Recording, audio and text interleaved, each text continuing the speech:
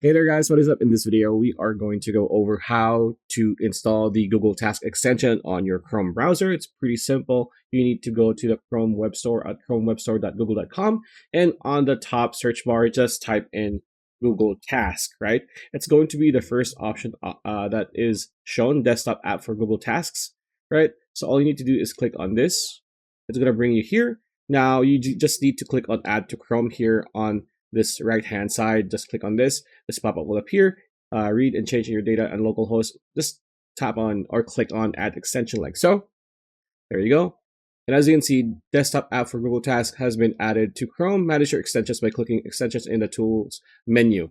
So if we click on the extensions option here, like so, and just look for Google Tasks, as you can see here, it says desktop app for Google Tasks. So you might want to pin it so you can see it. So if you click on this, it will slide to the left from the right hand side, and just you need to sign in with your Google account, and after that you'll be sorted out and you can use Google Task extension on your Chrome browser. So pretty much it. That's the video. Hope you liked it. Like, comment, share, subscribe, ring that bell icon. We'll see you on the next video.